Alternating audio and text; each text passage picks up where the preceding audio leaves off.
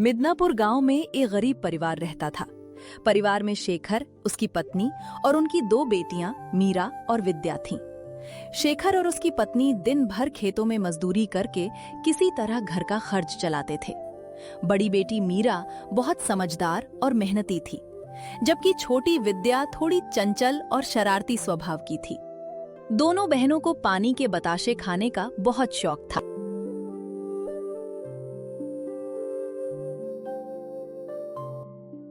पिताजी, आज हमें पानी के बताशे खाने हैं।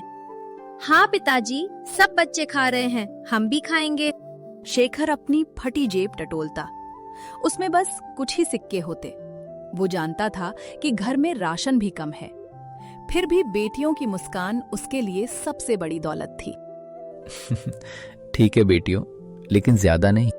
दोनों बहनें खुशी से उछल पड़ती और दौड़कर पानी बताशे वाले के पास चली जाती। शेखर दूर खड़ा उनकी खुशी देखता रहता, लेकिन उसकी आंखों में चिंता साफ दिखाई देती थी। हम कब तक ऐसे ही चल पाएंगे? बेटियां बड़ी हो रही हैं। भगवान पर भरोसा रखो, शायद एक दिन हमारी किस्मत भी बदल जाए। मिदनापुर गांव में सिर्फ एक ही जगह पानी बताशे का ठेला लगता था। हर शाम गांव के लोग वहीं इकट्ठा होते थे। मीरा और विद्या को भी वहां जाना बहुत पसंद था। दोनों बहनें पिताजी से 20 रुपए लेकर चौराहे पर पहुंची। भैया, पानी बताशे कितने के हैं? बेटी, 20 रुपए के 10 बताशे मिलेंगे। मीरा ने 20 रुपए निकालकर बताशे वाले को दे दिए। उसने एक ही प्लेट में 10 खट्टे मीठे पानी बताशे बनाकर दोनों बहनों को दे दिए। दीदी, आज तो मैं ज्यादा बताशे खाऊंगी। नहीं, 5 तुम्हारे और 5 मेरे। दोनों बहनें वहीं खड़ी होकर एक ही प्लेट से बड़े मजे से पानी बताशे खाने लगीं।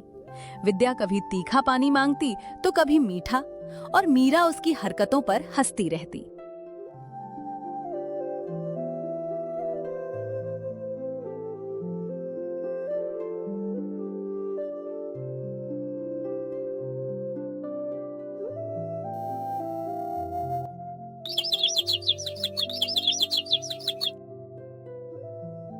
अगले दिन सुबह शेखर, उसकी पत्नी मीरा और विद्या चारों खेत में काम कर रहे थे। तेज धूप थी और सब अपने अपने काम में लगे हुए थे। विद्या बार बार मीरा की तरफ देख रही थी, जैसे उसे कुछ कहना हो। दीदी, आज फिर पानी बताशे खाने का मन कर रहा है। मेरा भी मन है, लेकिन पिताजी पहले से ही परेशान हैं। विद्या कुछ देर चुप रही, फिर दोनों धीरे धीरे शेखर के पास पहुंची। पिताजी, हाँ बेटी, क्या बात है? वो अगर आपके पास हो तो थोड़े से पैसे मिल जाते। क्यों, फिर से पानी बताशे खाने हैं क्या? शेखर ने अपनी जेब टटोली। उसमें कुछ सिक्के और एक मुला हुआ नोट था। उसने उन्हें देखा और उसके चेहरे की मुस्कान थोड़ी फीकी पड़ गई। इतने में दूर से गांव का जमींदार अपने 2 आदमियों के साथ खेत की ओर आता हुआ दिखाई देता है। शेखर, मैंने तुम्हें उधार चुकाने के लिए बहुत समय दे दिया। मालिक, बस थोड़ा और समय दे दीजिए। इस बार फसल अच्छी हुई तो आपका सारा पैसा चुका दूंगा। मुझे कोई बहाना नहीं सुनना। अगर 1 महीने के अंदर मेरा पैसा नहीं मिला तो ये खेत खाली करना पड़ेगा। ये सुनकर शेखर और उसकी पत्नी के चेहरे का रंग उड़ गया। मीरा और विद्या भी डर गईं। शाम को शेखर, उसकी पत्नी मीरा और विद्या चारों खेत से थके हारे अपने घर लौट रहे थे। रास्ते में गांव के चौराहे पर पानी बताशे का ठेला दिखाई दिया। चलो बेटियों, आज मैं तुम्हें पानी बताशे खिलाता हूँ। नहीं पिताजी, रहने दीजिए। हाँ पिताजी, हमें नहीं खाने। लेकिन शेखर उनकी बात सुने बिना ठेले के पास चला गया। भाई, 2 प्लेट पानी बताशे लगा दूं? अब 50 रुपए के 10 पानी बताशे मिलेंगे।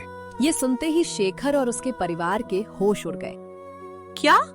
कल तक तो 20 रुपए के 10 बताशे थे, आज अचानक इतने महंगे कैसे हो गए? बताशे वाला कुछ कह पाता उससे पहले पीछे से एक भारी आवाज आई। क्योंकि अब इस ठेले का मालिक मैं हूं। क्यों शेखर, खेत का कर्ज तो चुका नहीं सकता और बेटियों को पानी बताशे खिलाने चला आया। सेठ जी, गरीब होना कोई गुनाह नहीं है। और अमीर बनने के सपने देखना भी छोड़ दो। तुम लोग जिंदगी भर मजदूर ही रहोगे। शेखर ने झुकी हुई नजरों से अपनी बेटियों का हाथ पकड़ा और वहां से जाने लगा। घर पहुंचते ही शेखर की पत्नी ने रसोई में देखा। घर में बस थोड़ा सा सूखा चावल और नमक बचा था। उसने जल्दी से पतली सी खिचड़ी बना दी। चारों एक साथ बैठकर खाने लगे। पिताजी, आज मेरी वजह से आपको सेठ धनीराम की बातें सुननी पड़ी। नहीं बेटी, बच्चों की छोटी छोटी खुशियां पूरी करना कोई गलती नहीं होती। गलती तो उस इंसान की है जो दूसरों की गरीबी का मजाक उड़ाता है। एक दिन मैं इतना जरूर कमाऊंगी कि पिताजी को किसी के सामने झुकना ना पड़े। रात हो चुकी थी। चारों ने जो भी रूखा सूखा खाना था वही खाकर पानी पिया और अपने अपने बिस्तर पर लेट गए। अगली सुबह मीरा और विद्या घड़ा लेकर गांव के कुएं पर पानी भरने गईं। वहां पहले से ही कई औरतें और लड़कियां पानी भर रही थीं और आपस में बातें कर रही थीं। मीरा और विद्या चुपचाप पानी भरने लगी। तभी उनकी नजर दो औरतों पर पड़ी जो पानी बताशे के ठेले की बात कर रही थी।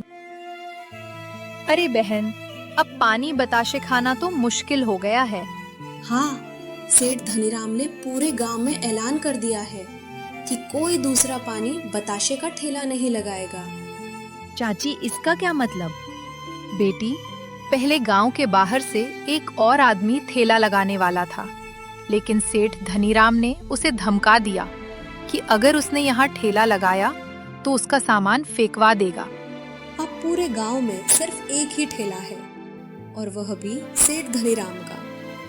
इसलिए उसने दाम बढ़ाकर 50 रुपए के 10 बताशे कर दिए हैं। ये तो बहुत गलत बात है। गरीब लोग कैसे खाएंगे? मीरा कुछ देर तक सोचती रही। उसकी नजर कुएं के पानी में पड़ रही अपनी परछाई पर थी। अगर गांव में दूसरा ठेला लग जाए तो? दीदी, ठेला लगाना इतना आसान नहीं होता। पैसे चाहिए, सामान चाहिए और सबसे बड़ी बात, सेठ धनीराम से टक्कर लेने की हिम्मत चाहिए। अगर कोई डरना छोड़ दे तो सब कुछ मुमकिन है। मीरा और विद्या कुएं से पानी भरकर घर वापस आ रही थी। दोनों रास्ते भर पानी बताशे और सेठ धनीराम की बात कर रही थी। तभी रास्ते के किनारे एक बड़े बरगद के पेड़ के नीचे उन्हें एक बूढ़ा साधु दिखाई दिया। उसके कपड़े मैले थे और वो बेहोश होकर जमीन पर पड़ा था। दीदी, लगता है बाबा बेहोश है। बाबा, बाबा, आंखें खोलिए। लेकिन साधु की कोई प्रतिक्रिया नहीं हुई। मीरा ने अपने घड़े से थोड़ा पानी हाथ में लिया और साधु के चेहरे पर छींटे मारने लगी। कुछ देर बाद साधु ने धीरे धीरे अपनी आंखें खोली। कुछ देर बाद साधु की तबीयत थोड़ी ठीक हो गई। बेटियों, आज तुम दोनों ने मेरी जान बचाई है। बाबा, हमने तो बस इंसानियत का फर्ज निभाया है। साधु मुस्कुराया। उसने अपने झोले में हाथ डाला और एक छोटी सी चमकदार थैली निकाली। थैली में कुछ सुनहरे रंग के बीज थे। ये साधारण बीज नहीं है, ये इच्छा पूर्ति बीज हैं। इच्छा पूर्ति बीज? ये क्या करते हैं बाबा? इन बीजों को सच्चे मन और मेहनत से बोया जाए तो ये इंसान की मनोकामना पूरी करने की ताकत रखते हैं। लेकिन याद रखना, इनका इस्तेमाल लालच के लिए मत करना, वरना ये अपना असर खो देंगे। साधु मुस्कुराया। फिर वो धीरे धीरे उठकर खड़ा हुआ और जंगल की तरफ चल पड़ा।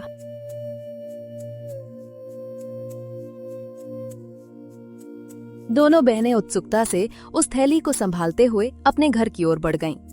उन्हें नहीं पता था कि उन छोटे से बीजों में एक बहुत बड़ा रहस्य छिपा हुआ है। मीरा और विद्या घर पहुंची और साधु बाबा द्वारा दिए गए इच्छा पूर्ति बीज के बारे में अपने माता पिता को बताया। बेटी, ऐसे जादुई बीज सिर्फ कहानियों में होते हैं। लेकिन मीरा को बाबा की बातों पर पूरा भरोसा था। उस रात जब सब लोग सो गए, मीरा और विद्या चुपके से घर के पीछे वाले छोटे से खाली खेत में गईं। दीदी, अगर कुछ नहीं हुआ तो? कोशिश करने में क्या जाता है? दोनों बहनों ने मिलकर खेत में छोटे छोटे गड्ढे किए और सारे बीज बो दिए। फिर कुएं से लाया हुआ पानी उन बीजों पर डाल दिया। हे भगवान, अगर ये सचमुच जादुई बीज हैं, तो हमारे परिवार की मदद करना।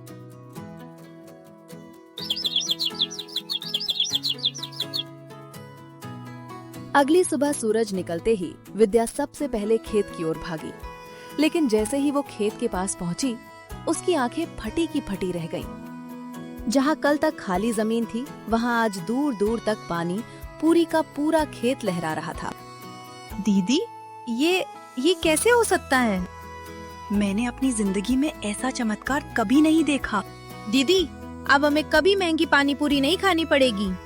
सिर्फ हम ही क्यों, पूरे गांव को सस्ती पानी पूरी खिलाएंगे। अगले ही दिन मीरा और विद्या ने गांव के चौराहे पर एक छोटा सा पानी बताशे का ठेला लगा दिया। अरे, सेठ धनीराम 50 रुपए में 10 बताशे बेचता है और ये लड़कियां 20 रुपए में। चलो आज यहीं से खाते हैं। कुछ ही देर में मीरा और विद्या के ठेले पर भीड़ लग गई। बेटी, इतने स्वादिष्ट बताशे तो मैंने आज तक नहीं खाए। उधर जब सेठ धनीराम को पता चला कि गांव में एक नया पानी बताशे का ठेला लग गया है और उसके ग्राहक कम हो रहे हैं, तो उसका गुस्सा 7वें आसमान पर पहुंच गया। क्या वो गरीब शेखर की बेटियां मेरे सामने ठेला लगाएंगी? मैं अभी जाकर उन्हें सबक सिखाता हूँ। सेठ धनीराम गुस्से में अपने नौकरों के साथ मीरा और विद्या के ठेले पर पहुंचा। अरे, तुम दोनों की इतनी हिम्मत कि मेरे सामने पानी बताशे का ठेला लगाओ? सेठ जी, हम मेहनत करके कमाना चाहते हैं, इसमें गलत क्या है? गलत ये है कि पूरे गांव में पानी के बताशे सिर्फ मैं बेचूंगा। अभी के अभी ये ठेला हटाओ। गांव वाले डरकर चुप हो गए, लेकिन मीरा अपनी जगह से नहीं हटी। और हम 20 रुपए में 10 बताशे ही बेचेंगे, ताकि गरीब लोग भी खा सकें। तुम लोग पछताओगे। सेठ धनीराम ने देखा कि आज उसकी बात कोई नहीं सुन रहा। वो गुस्से में पैर पटकता हुआ वहां से चला गया। उस रात सेठ धनीराम अपने कमरे में टहल रहा था। उसके मन में सिर्फ एक ही बात चल रही थी। अगर मेरा और विद्या का ठेला चलता रहा तो मेरा सारा धंधा चौपट हो जाएगा।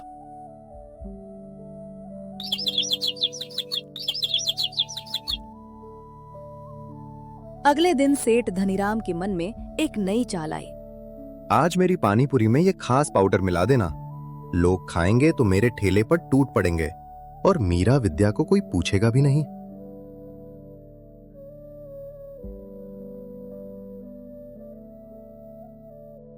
नौकर ने डरते डरते पाउडर मिला दिया, लेकिन जैसे ही लोगों ने पानीपुरी खाई, सबके चेहरे उतर गए।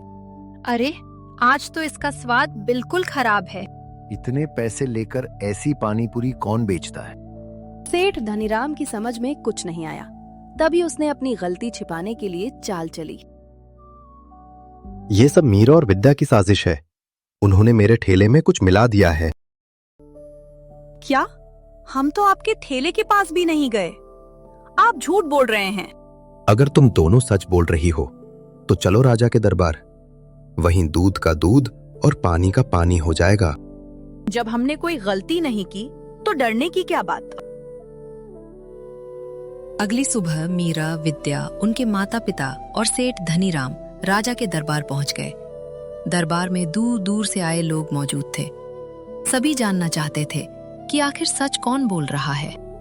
कहो, किस बात का विवाद है? महाराज, इन दोनों बहनों ने मेरी पानीपुरी खराब कर दी है। इससे मेरी बहुत बदनामी हुई है। मुझे न्याय चाहिए। महाराज, ये बिल्कुल झूठ है। हमने सेठ जी के ठेले को हाथ तक नहीं लगाया। हम गरीब जरूर हैं, लेकिन किसी का बुरा नहीं कर सकते।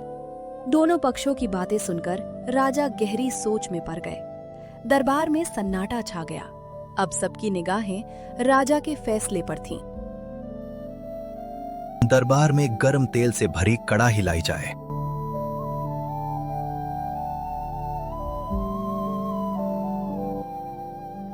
सैनिक तुरंत कड़ाही लेकर आए।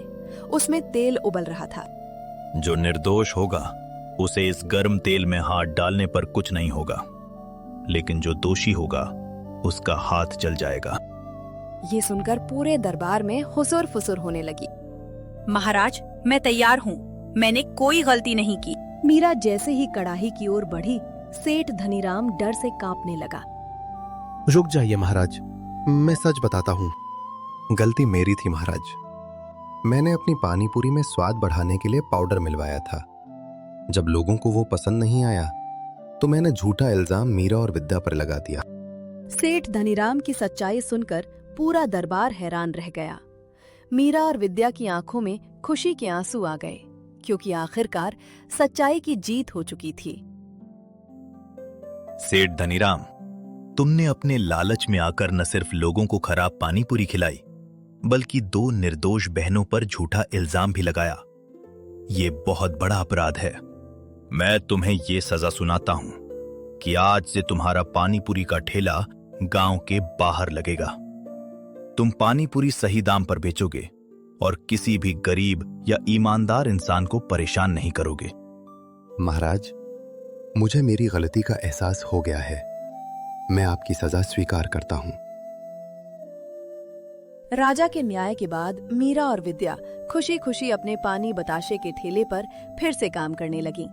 उनकी मेहनत, ईमानदारी और अच्छाई ने पूरे मिदनापुर गांव का दिल जीत लिया। वहीं सेठ धनीराम को भी अपनी गलती का एहसास हो गया। इस तरह सच्चाई की जीत हुई और सभी लोग खुशी खुशी रहने लगे।